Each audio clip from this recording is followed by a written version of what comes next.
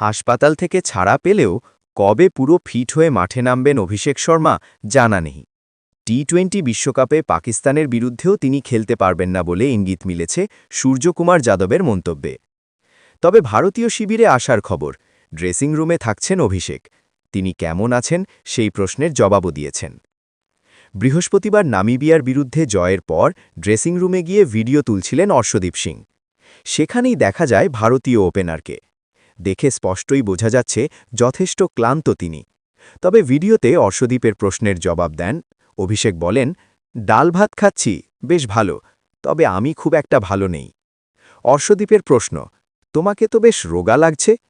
সেটার স্পষ্ট জবাব অবশ্য দেননি অভিষেক।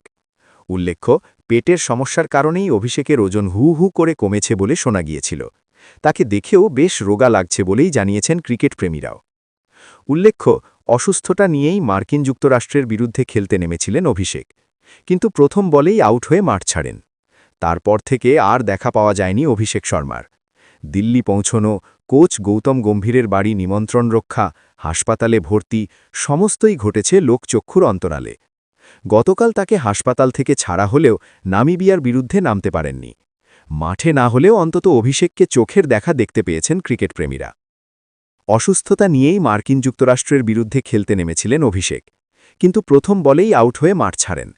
তারপর থেকে আর দেখা পাওয়া যায়নি অভিষেক শর্মার। কিন্তু আগামী 15ই ফেব্রুয়ারি পাকিস্তানের বিরুদ্ধেও অভিষেক খেলবেন কিনা সন্দেহ রয়েছে। বৃহস্পতিবার টসের সময় অভিষেকের ফিটনেস নিয়ে ভারত অধিনায়ক সূর্যকুমার যাদবকে জিজ্ঞাসা করা হলে তিনি বলেন, অভিষেক এখনও সুস্থ হয়নি, হয়তো আরও একটা দুটো ম্যাচ লাগবে। যার অর্থ পাকিস্তান ম্যাচে বিস্ফোরক ওপেনার অনিশ্চিত। ম্যাচের পর বরুণ চক্রবর্তী জানান, অভিষেক এখন অনেকটাই সুস্থ রয়েছেন, কিন্তু পাকিস্তানের বিরুদ্ধে গুরুত্বপূর্ণ ম্যাচে অভিষেককে খেলানো যাবে কিনা সেই নিয়ে ধোঁয়াশা অব্যাহত।